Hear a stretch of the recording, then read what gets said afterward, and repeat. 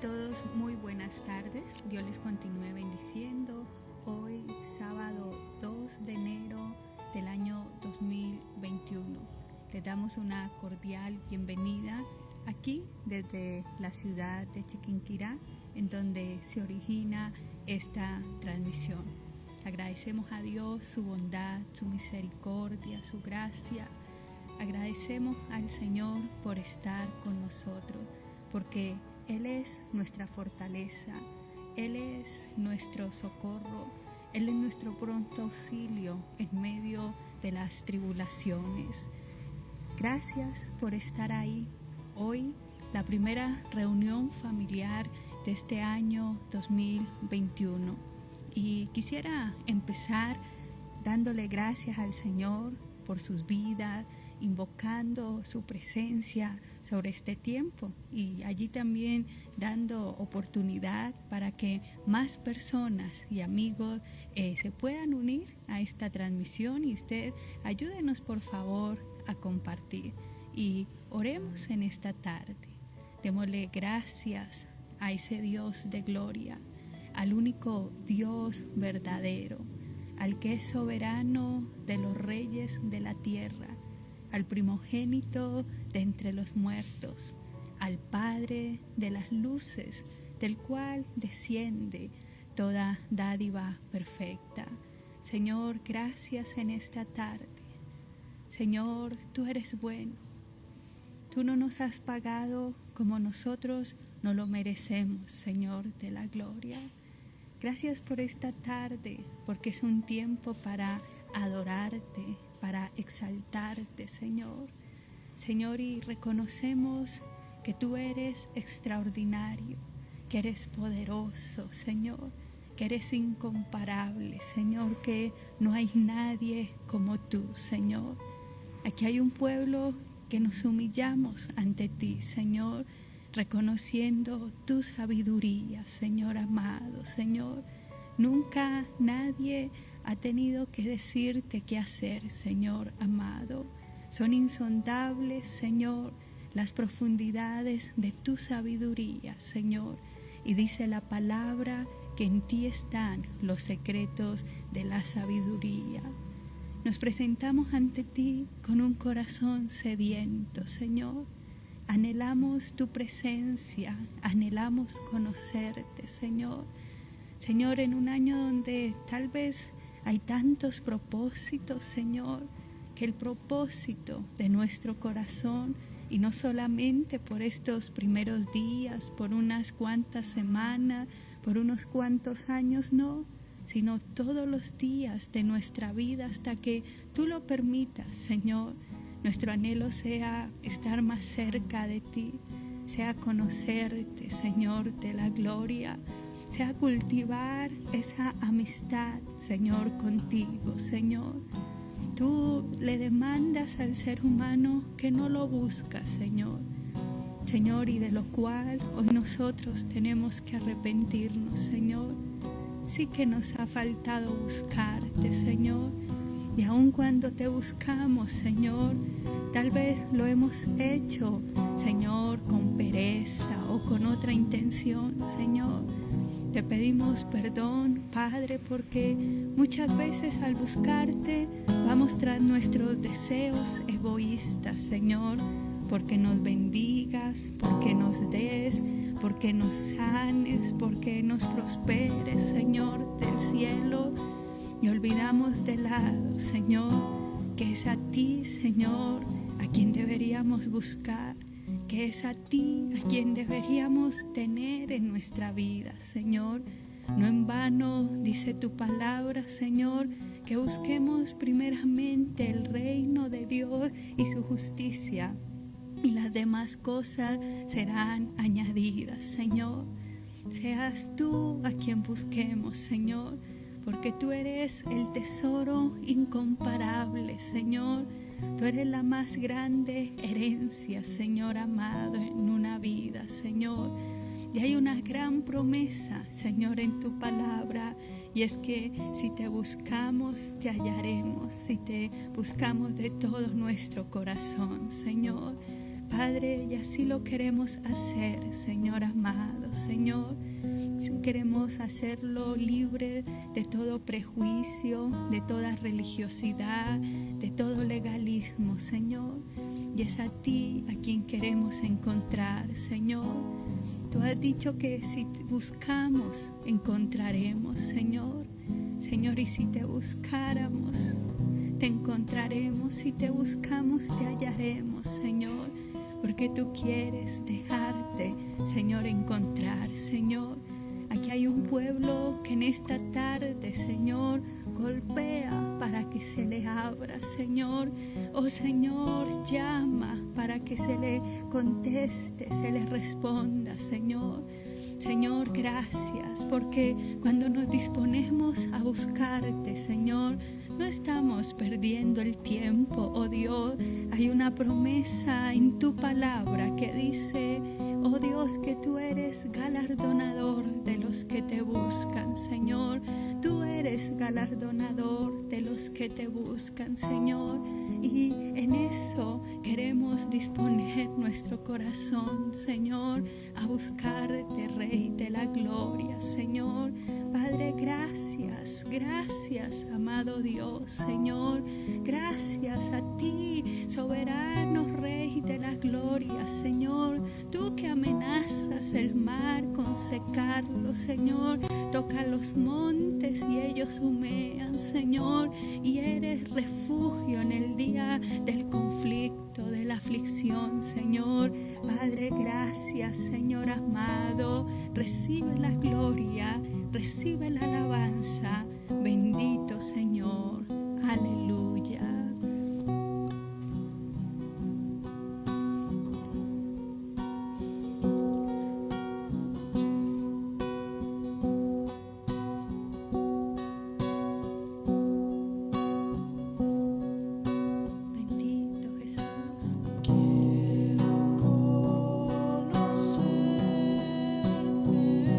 Así es.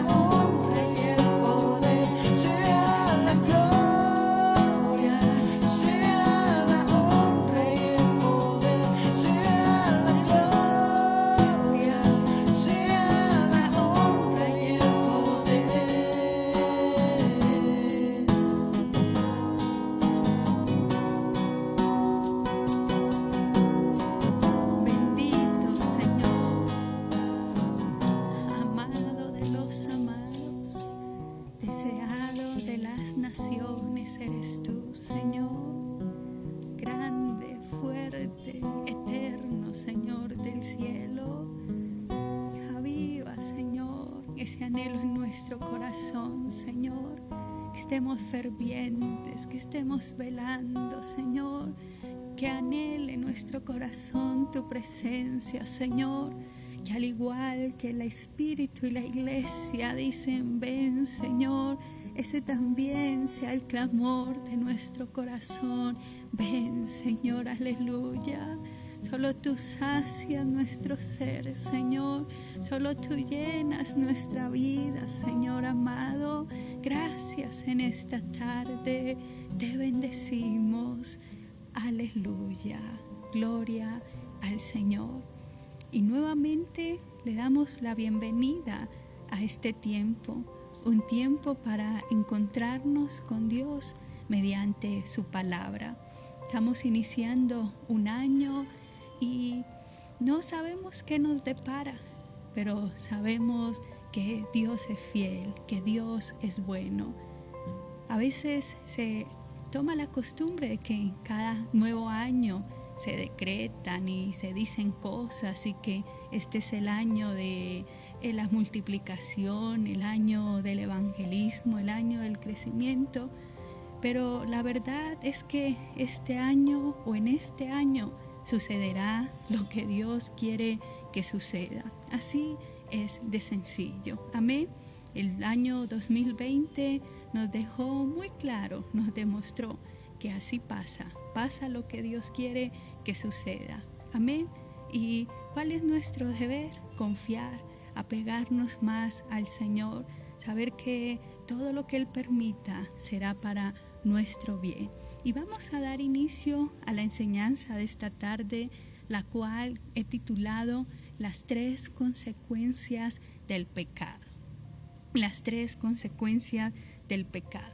Y quiero que por favor esté usted atento y preste mucha atención.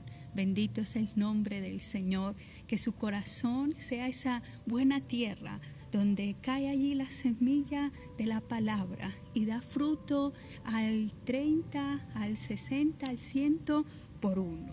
Y damos la gloria al Señor por esta enseñanza. Recuerde, el título es Las 3 consecuencias del pecado. El pecado nunca ha sido un tema muy popular y menos en el día de hoy. Muchas veces se critica a los cristianos por insistir demasiado en el asunto. Pero el pecado no es un invento de los cristianos. El pecado es un hecho universal en la experiencia humana. La historia en los últimos siglos ha convencido a muchos que el problema del mal radica en la persona misma y no solamente en la sociedad. Había un pensador francés que decía que el hombre nace bueno, pero que la sociedad lo corrompe. Pero la historia se ha encargado de demostrar que no es así. Mucha gente cree y creía que la naturaleza humana es fundamentalmente buena y que el mal en general era causado por la ignorancia, por la pobreza, por la falta de oportunidades, por la falta de recursos, y que todo este mal que azotaba a la humanidad iba a ser solucionado a través de la educación, a través de la reforma social, porque la educación y la reforma social haría posible que los hombres vivieran en felicidad, vivieran juntos y con muy buena voluntad. Sin embargo, los siglos, los años, los acontecimientos, la realidad que tenemos en nuestros días ha mostrado que esta ilusión solamente se ha convertido en una idea frustrada. ¿Por qué? Porque los hechos que nos demuestran la historia nos han dado a entender que no es así.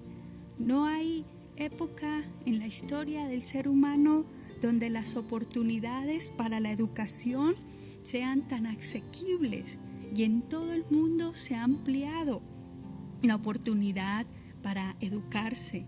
Han surgido muchos estados, muchas naciones, muchos países que ponen énfasis en el bien social. No obstante a esto, las atrocidades que caracterizan las guerras entre naciones, las guerras que desangran los mismos pueblos, los mismos países, las atrocidades de los constantes conflictos internacionales, la continua opresión política, la discriminación racial, el incremento de la violencia, del crimen, ha forzado a que mucha gente empiece a reconocer que en cada persona, que en cada ser humano existe una raíz de egoísmo. Y sabe que muchas cosas que inadvertidamente pasan en una sociedad civilizada suponen el pecado humano. Mire que casi toda la legislación ha crecido. Constantemente se están aprobando leyes, códigos que demuestran que no se puede confiar en que los seres humanos puedan resolver su disputa con justicia y sin que busquen sus propios intereses. Tantas leyes, tantos códigos que se aprueban a diario, lo demuestran que no basta una promesa, se requiere un contrato, que no basta una puerta, hay que cerrarlas y hay que ponerle cerrojo, que no basta con cobrar un pasaje, hay que entregar un boleto y hay que colocar allí inspectores. No basta solamente hablar de la ley y el orden, hay que tener policía para que le dé fuerza. ¿Y sabe por qué? Todo esto se debe al pecado del ser humano.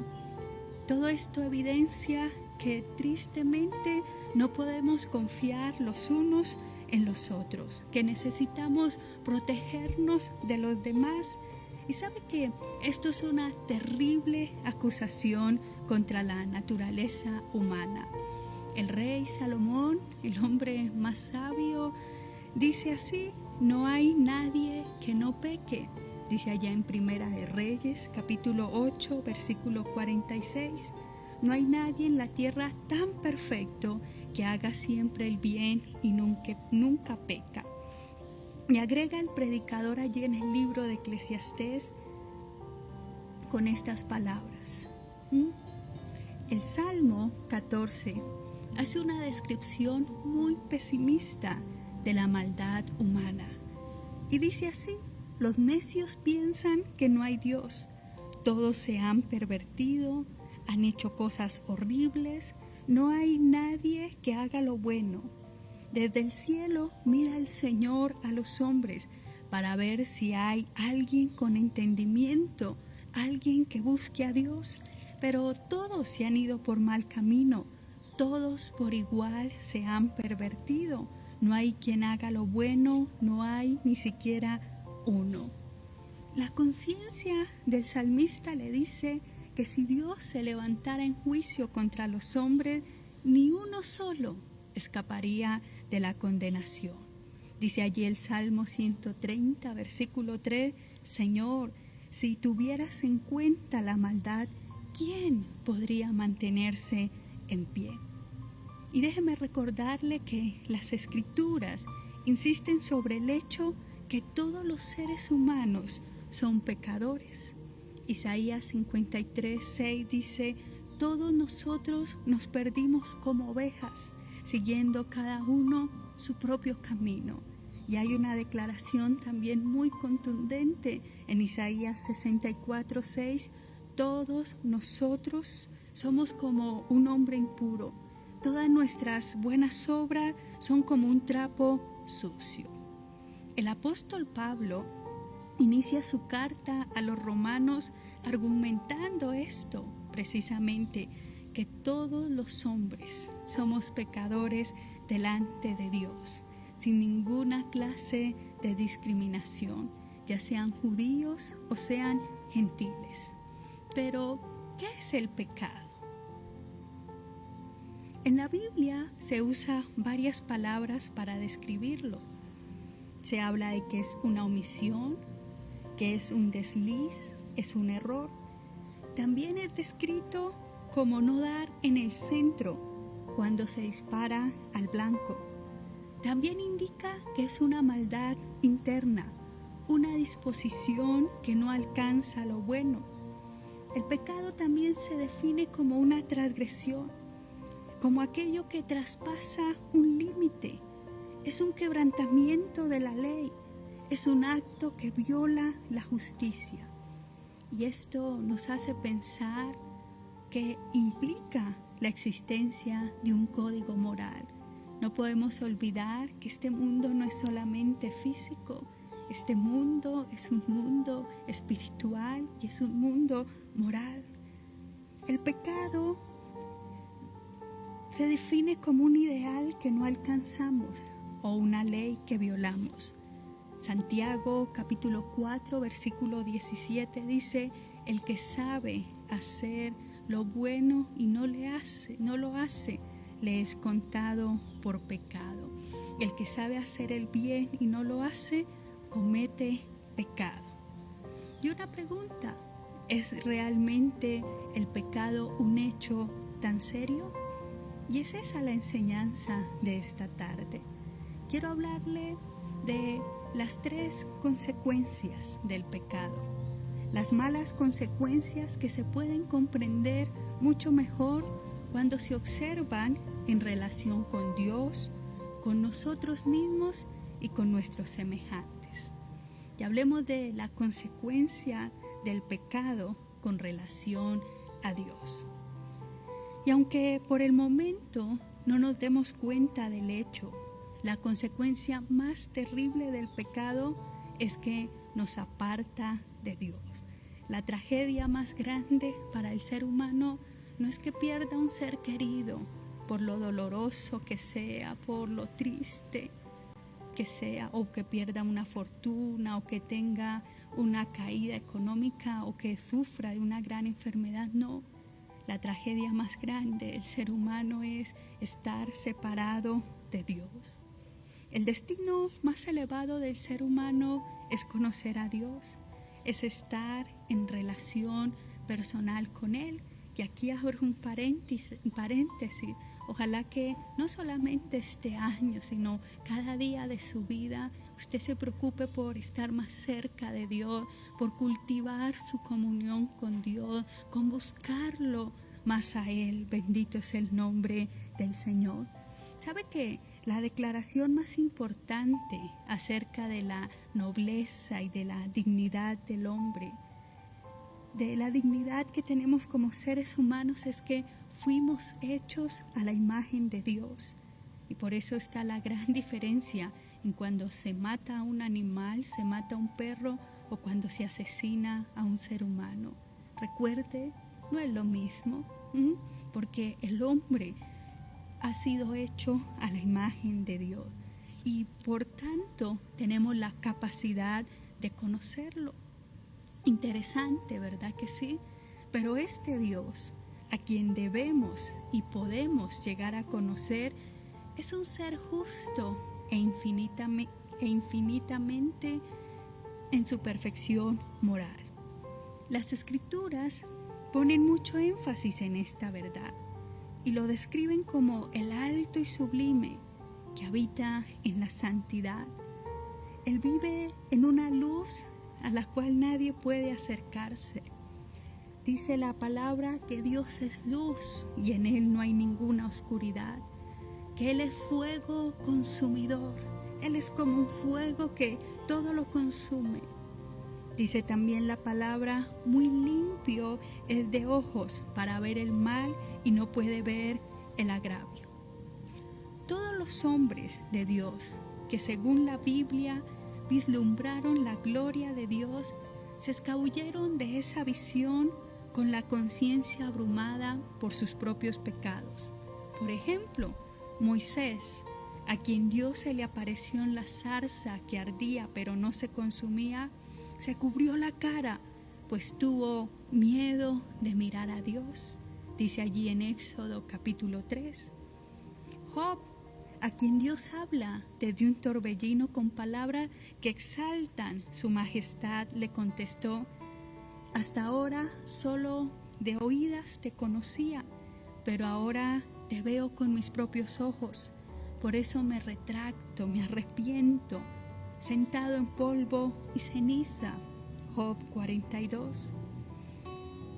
Isaías, un joven que iniciaba su carrera, tuvo una visión de Dios como el rey de Israel, sentado sobre un lugar alto y excelso, rodeado de ángeles que le adoraban y cantaban de su santidad y gloria. Y él exclama: ¡ay de mí! Voy a morir, porque he visto con mis ojos al Rey, al Señor Todopoderoso. Yo, que soy un hombre de labios impuros y vivo en medio de un pueblo de labios impuros. Isaías 6. Otro ejemplo, Ezequiel. Cuando Ezequiel tuvo esa visión extraña de los seres vivientes alados y de las ruedas que giraban, y encima de ellos un trono, y en el trono alguien con apariencia de hombre, envuelto en la refulgencia del fuego y del arco iris, reconoce que esa visión era de la semejanza de la gloria de Dios. Y agregó: cuando la vi, me postré sobre mi rostro. La escritura también nos cuenta de Saulo de Tarso, mientras viajaba a Damasco, lleno de ira, lleno de enojo contra los cristianos, fue arrojado al suelo y enceguecido por una luz del cielo, más brillante que el sol de mediodía. Y el anciano Juan, exiliado en la isla de Patmos, describe detalladamente su visión de Jesús resucitado y glorificado, y dice: cuyos ojos parecían llamas de fuego y cuya cara era como el sol cuando brilla en todo su esplendor. Y aquí hay algo interesante: y cuando lo vi, caí a sus pies como muerto. Apocalipsis 1:17. Mis hermanos y amigos, si se pudiera correr por un momento la cortina que cubre la invisible majestad de Dios, nosotros tampoco podríamos soportar la visión. Sin embargo, sabemos lo suficiente como para darnos cuenta que el hombre pecador, mientras permanezca en sus pecados, nunca podrá acercarse a ese santo Dios.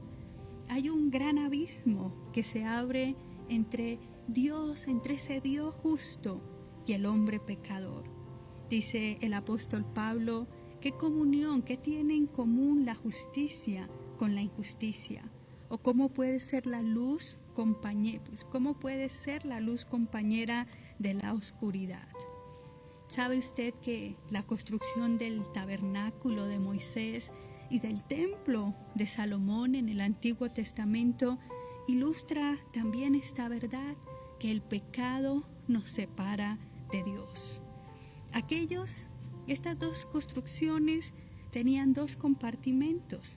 El primero y más grande era el lugar santo, y le seguía uno más pequeño que era el lugar santísimo.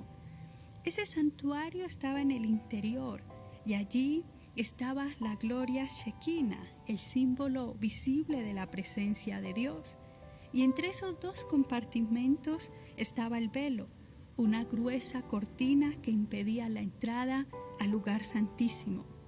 A nadie se le permitía pasar hasta la presencia misma de Dios, excepto al sumo sacerdote, y eso una sola vez al año, en el día de la expiación, siempre que llevara consigo la sangre de un sacrificio por los pecados. Y esto mismo que se le mostró a los israelitas visiblemente, lo enseñaron los escritores del Antiguo y del Nuevo Testamento. El pecado siempre va a acarrear separación, una separación inevitable entre Dios y los hombres. Y sabe que esta separación es para el hombre muerte espiritual. ¿Qué es la muerte espiritual? La separación de Dios que es la fuente de la vida eterna, de la vida verdadera. Recuerde usted aquel pasaje de Romanos 6:23, el pago del pecado es la muerte. Si este mundo deliberadamente rechaza a Jesucristo, el único por medio de quien podemos alcanzar la vida eterna, morirá eternamente en el futuro venidero. El infierno es una horrenda y terrible realidad y nadie debe ser engañado sobre este particular. El mismo Señor Jesús habló al respecto y llamó al infierno como la oscuridad de afuera, porque es una separación infinita de Dios que es luz. La Biblia también lo llama como la muerte segunda, como el lago de fuego. Y sabe que estos términos describen simbólicamente la pérdida de la vida eterna y la sed espantosa del alma que supone el destierro irrevocable de la presencia de Dios.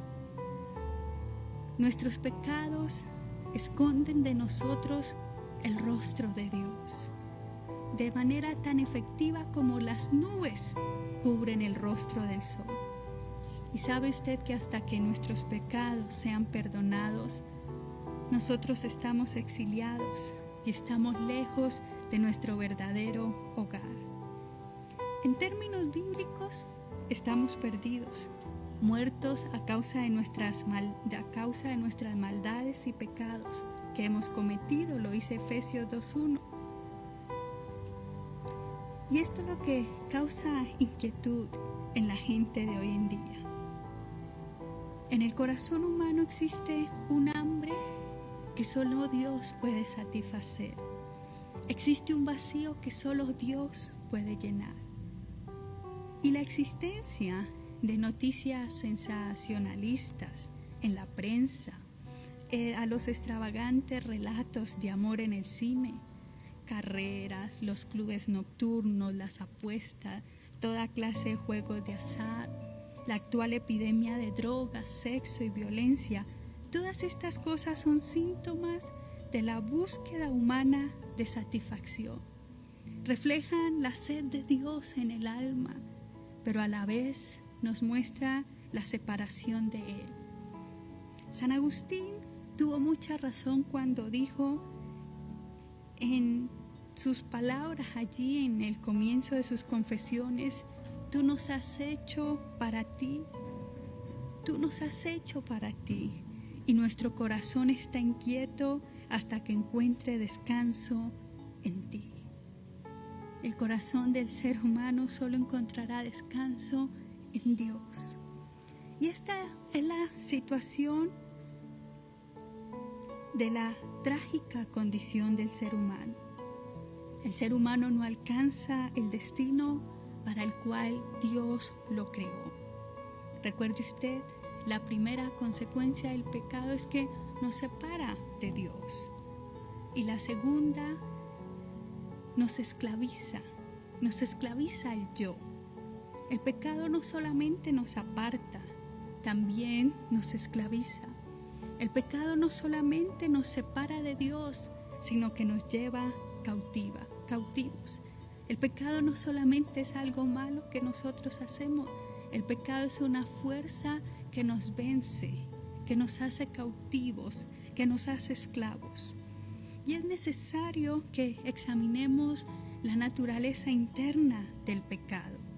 El pecado no es solamente un hábito o un acto desafortunado y externo, no, es una corrupción alojado en lo profundo de nuestro ser. En efecto, los pecados que cometemos son manifestaciones externas y visibles de una enfermedad interior invisible, síntomas de una enfermedad moral. Y sabe que la metáfora que Jesús usó fue la del árbol y su fruto. La clase de fruto que el árbol produce, sean higos o uvas, por ejemplo, y su condición buena o mala dependen de la naturaleza y de la santidad del árbol. Jesús dijo que lo que abunda en el corazón habla de la boca. De la abundancia del corazón habla la boca. Y sabe que con respecto a esto, Jesús está en desacuerdo con muchos reformadores sociales y revolucionarios del día de hoy. Es cierto que para bien o para mal, todos estamos condicionados por nuestra educación y nuestro medio ambiente, por el sistema político y económico en que vivimos. También es cierto que tenemos que luchar por la justicia, la libertad y el bienestar de todos los hombres. Sin embargo, Jesús, y esto es interesante, no atribuye los males de la sociedad a la falta de mejores condiciones de vida. Los males de la sociedad son causados por la naturaleza misma del ser humano, a lo que él denomina el corazón. Y en palabras exactas de Jesús, describe así: porque de adentro, es decir, del corazón de los hombres, salen los malos pensamientos, la inmoralidad sexual, los robos, los asesinatos, los adulterios, la codicia, las maldades, el engaño, los vicios, la envidia, los chismes, el orgullo y la falta de juicio. Todas estas cosas malas salen de adentro y hacen impuro al hombre. Marcos capítulo 7, versículo 21 al 23. El Antiguo Testamento también había enseñado esta verdad. El profeta Jeremías dijo: no hay nada tan engañoso y perverso como el corazón del ser humano. ¿Quién es capaz de comprenderlo? Está allí en Jeremías 17, versículo 9. Y la Biblia está llena de muchas referencias con respecto a esta infección en la naturaleza humana, o al pecado original, como se le llama. Y ese pecado es una tendencia, es una predisposición hacia el egocentrismo, una tendencia que heredamos y que está arraigada en lo más profundo de nuestra personalidad y que se manifiesta de mil maneras perversas. El apóstol Pablo lo denominó la carne, y en la carta a los Gálatas hace un inventario impresionante de todas sus obras y de todos sus productos. Y dice así: es fácil ver qué hacen quienes siguen los malos deseos. Cometen inmoralidades sexuales, hacen cosas impuras y viciosas, adoran ídolos y practican la brujería.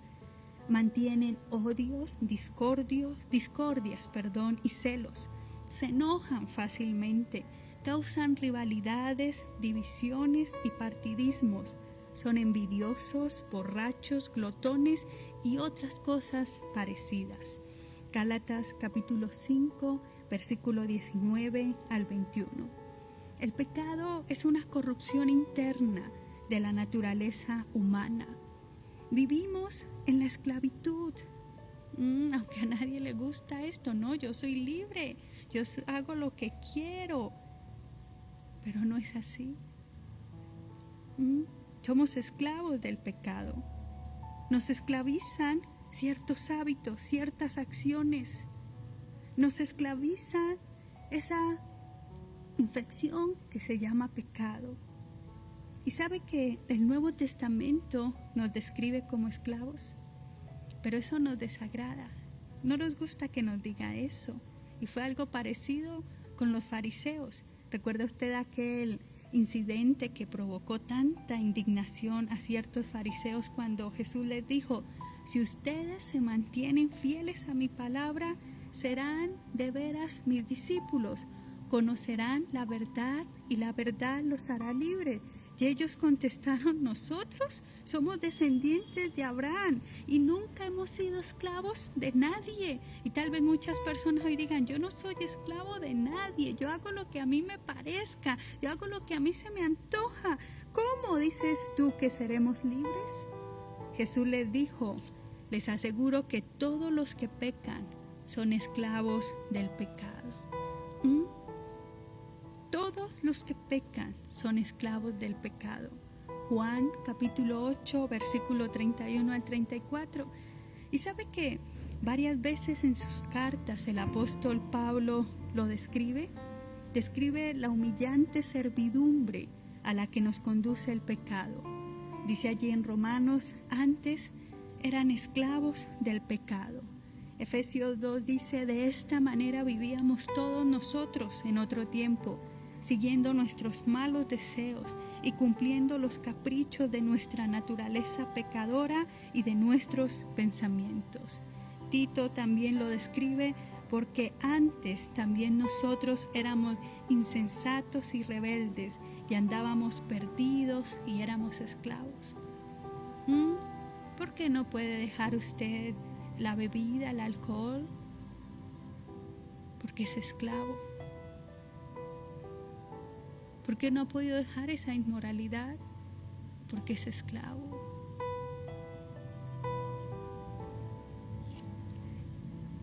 Allí en la carta de Santiago, él describe nuestra falta de dominio propio, en la dificultad que tenemos en controlar nuestra propia lengua. Y este capítulo, que es bien conocido y está lleno de metáforas, y dice que si algún hombre no comete error en lo que dice, es un hombre perfecto. Lo dice allí en Santiago 3:2. Interesante, ¿verdad?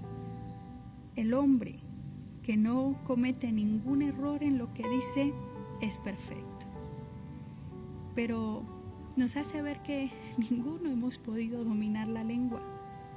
Señala que la lengua es una parte muy pequeña del cuerpo, pero es capaz de grandes cosas.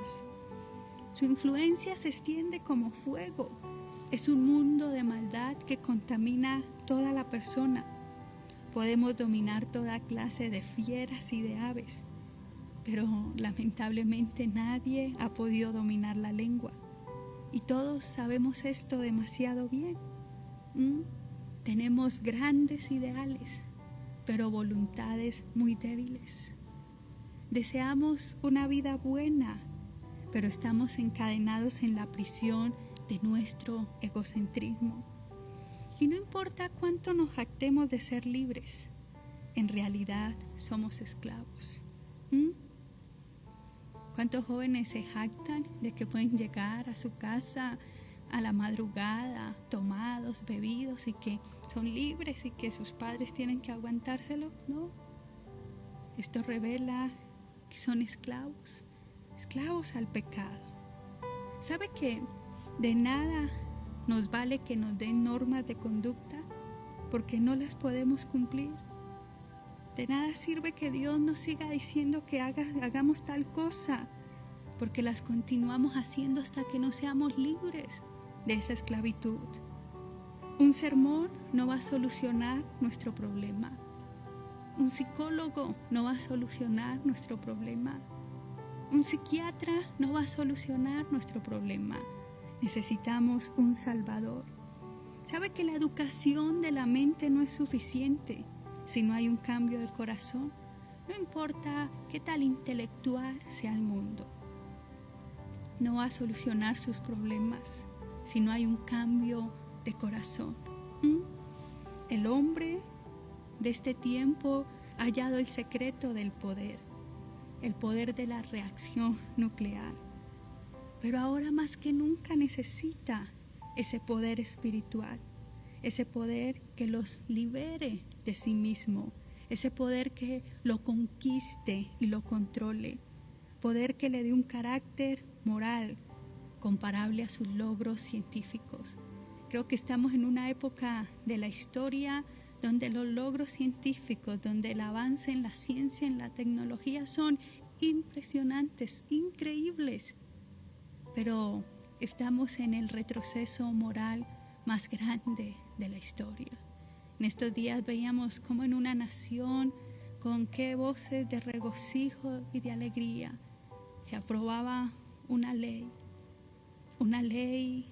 que va en contra de la vida, que va en contra de los indefensos. La más grande crisis de la humanidad hoy en día es la crisis moral. Y voy terminando con la tercera consecuencia del pecado, y es el conflicto con los demás. Aún no hemos terminado con toda esa nómina de las terribles consecuencias del pecado y hay que considerar otra. El pecado afecta nuestras relaciones con los demás. Hemos visto el pecado como una infección alojada en lo profundo de nuestra propia naturaleza. Esta es la raíz misma de nuestra personalidad y controla nuestro ego. En realidad, el pecado es el yo. Y todos los pecados que cometemos son afirmaciones del yo contra Dios o contra el hombre. Los 10 mandamientos sintetizan nuestro deber para con Dios y para con los demás. Y Jesús resume la ley de esta manera: amarás al Señor tu Dios con todo tu corazón, con toda tu alma, con toda tu mente. Este es el más importante y el primero de los mandamientos, pero hay un segundo parecido a este, y dice: ama a tu prójimo como a ti mismo.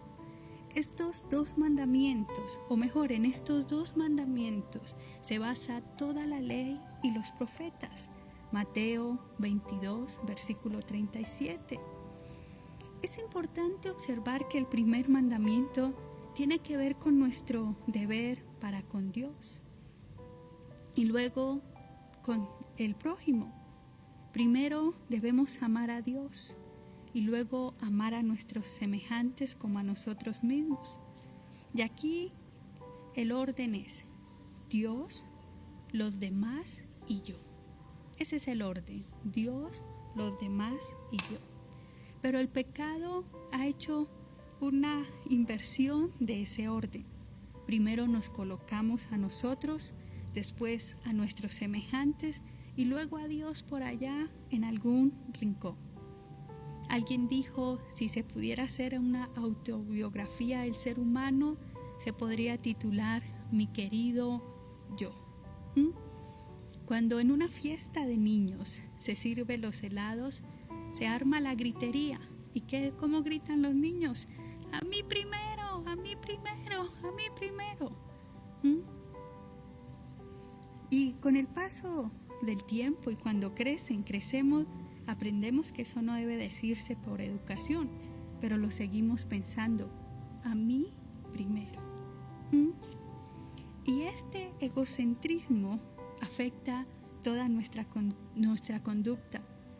Sabe que no es fácil adaptarnos a los demás. ¿Y sabe por qué? Porque somos egoístas, egocéntricos, ególatras.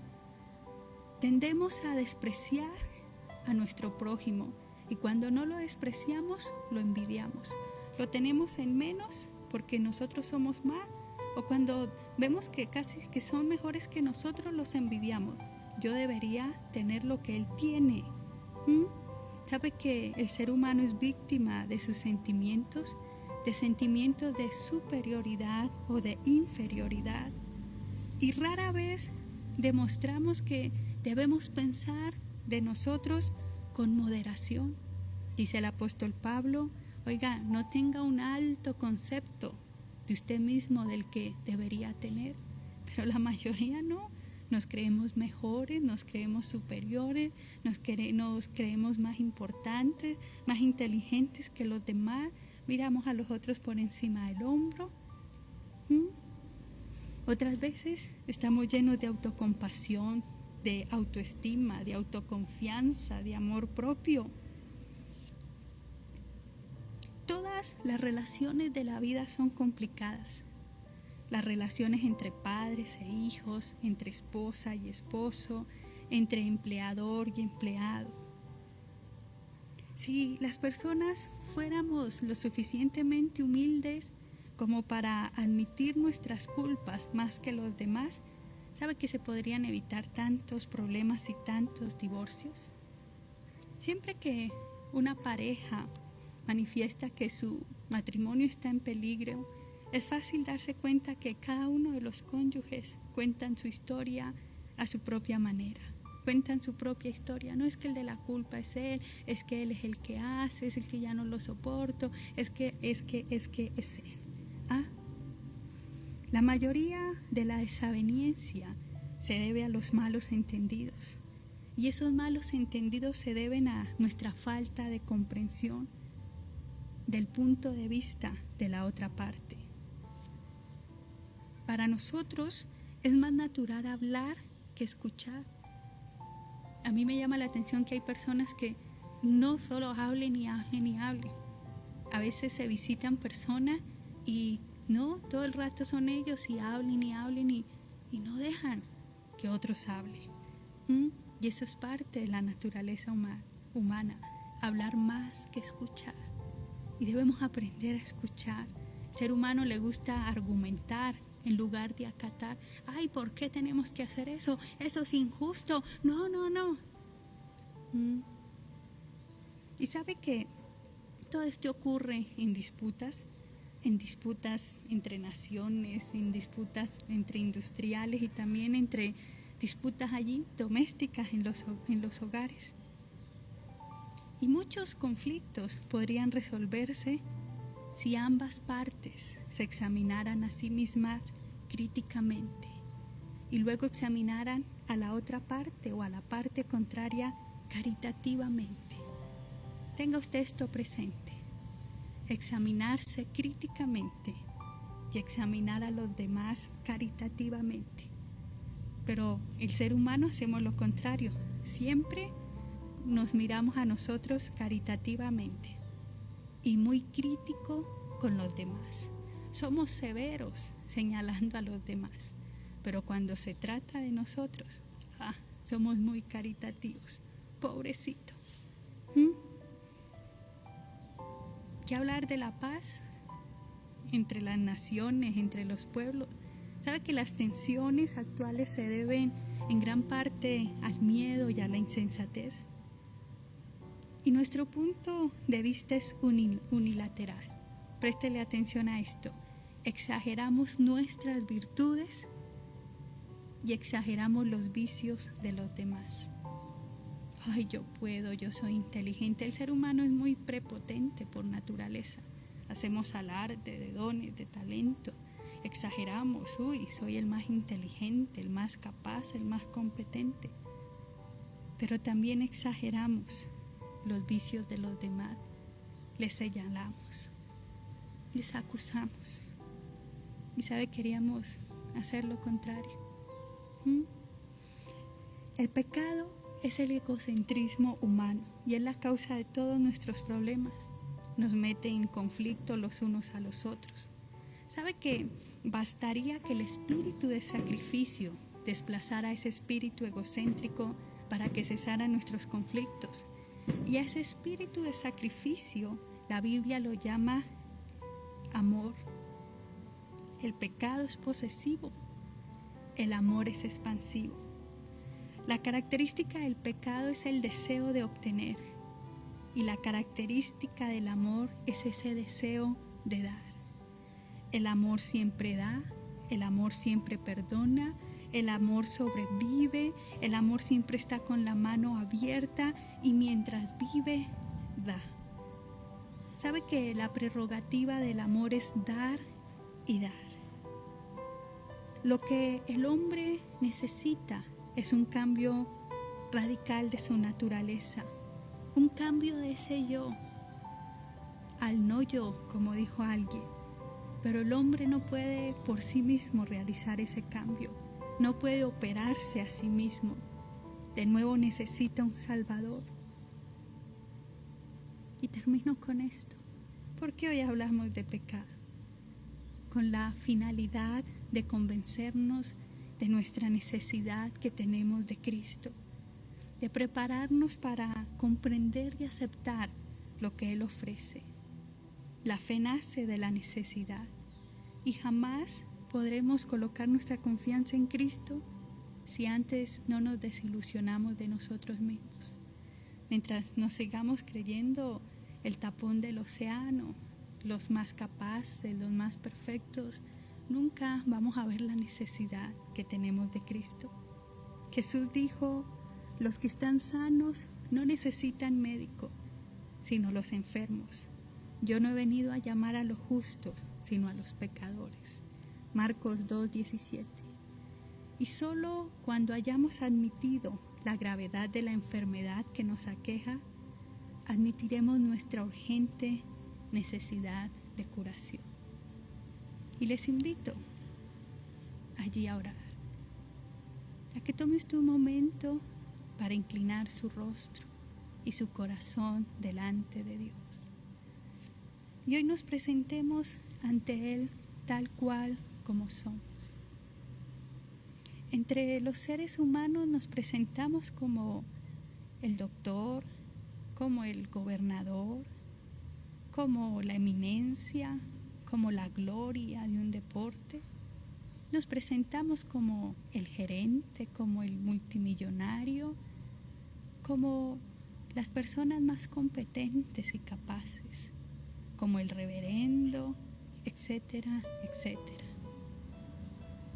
Pero al presentarnos delante de Dios, tenemos que reconocer que solo somos pecadores, que hemos fallado,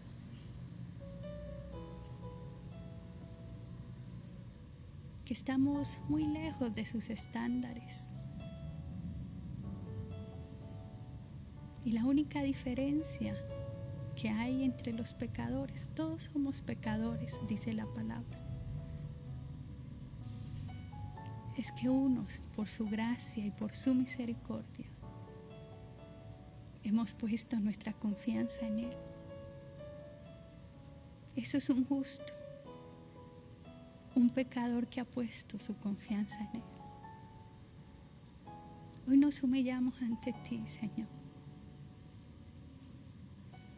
Hoy reconocemos cuánto necesitamos de ti, Señor. Gracias por abrir nuestros ojos. Gracias por alumbrar nuestro conocimiento. Hoy podemos entender un poco mejor la vida y por qué de la realidad del ser humano.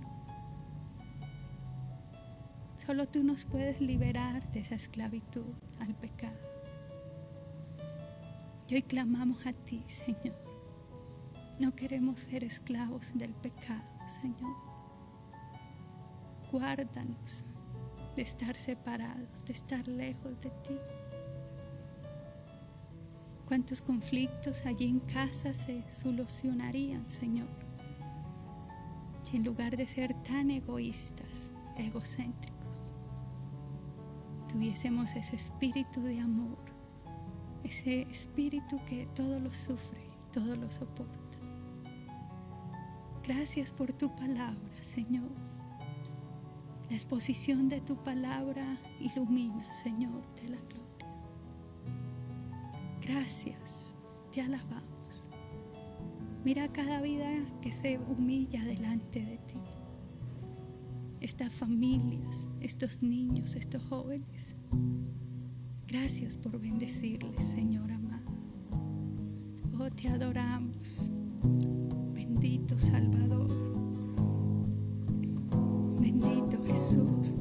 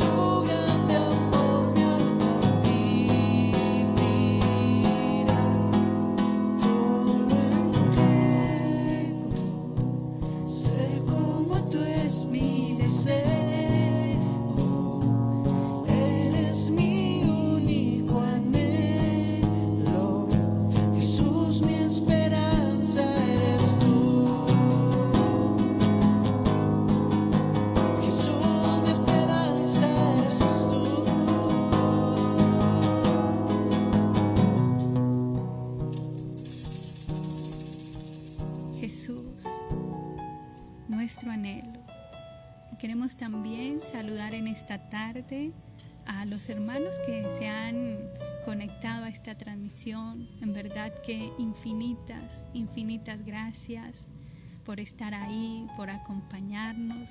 Dios recompense su fidelidad, que cuando Él regrese nos halle velando. Bendito el nombre del Señor. Saludamos a Rosa María Munita y pide oración por salud y protección y cobertura sobre Antonia Pastel. Señor, en esta tarde clamamos presentando la vida de Antonia delante de ti, Señor. Tú conoces su necesidad, conoces su vida, sus momentos, sus anhelos, Señor. Padre, y rogamos a ti, Señor, a ese Padre bueno, Señor, que te glorifique sobre ella, Señor. Padre, que en tu misericordia le restaures, le guardes, Señor, y le bendigas. En el nombre de Jesús. Saludamos a Mónica Castellanos, Blanca Santana, Gloria Niño, Henry Buitrago, Ovidio Ortiz, Alan Cañón, Laura Marcela Zulbará, la pastora Doris Suárez allí desde Tununguá, Jenit Elvia, Ángel David, Charido Ortiz, Adris Arévalo, Fabiola Pinto, Florecita Puente, Rocío Molina, Paola Zambrano, Inés Flores, Alexandra Nova, Sebastián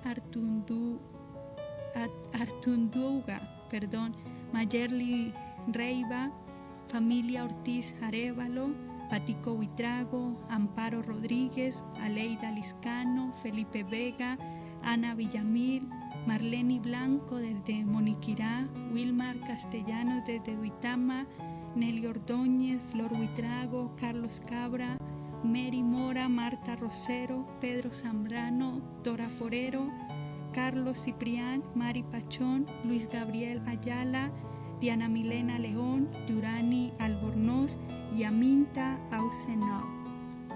Gracias por sus vidas. Señor, haga resplandecer su rostro sobre cada uno de ustedes. Dios les bendiga, Dios les dé paz, Dios los ciña de poder. En verdad les amamos, son ustedes una gran bendición. Y no quisiera despedirme en esta tarde sin recordarle ese tiempo precioso que hemos iniciado desde el 1 de enero. Y es un tiempo de ayuno, de primicias, un tiempo de darle lo primero a Dios, de entregarle estos primeros días. Ya habrá tiempo para los demás, ya habrá tiempo para otros planes, ya habrá tiempo para comer, para salir, para viajar. Pero qué bueno es darle a Dios lo primero. El pastor ha dicho, de pronto usted que no se le facilita ya ayunar en casa, venga que aquí en la congregación le recibiremos. Bendito el nombre del Señor. Esta mañana oraba y ponía al Señor en mi corazón que ninguno deje pasar este momento, un momento de bendición, un momento de llenarnos de la gloria de Dios. Recuerde, estamos aquí en la congregación en este ayuno de 21 días de primicia. Si no se ha podido unir, tome la decisión, determinarás una cosa y esta te será firme. Grande será la recompensa porque Dios es galardonador de los que le buscan. Nuevamente, muchísimas gracias por estar ahí. No olvide las transmisiones del día de mañana a las 10 y a las 5 de la tarde. Y sobre mediodía tendremos el video familiar de la escuela bíblica con sorpresas. Allí por favor ayúdenos a compartir y que más personas sean bendecidas con la palabra del Señor. Les amo en el amor del Señor y mi deseo es verles pronto. Bendito el nombre del Señor. Grandes bendiciones en Cristo. Hasta pronto.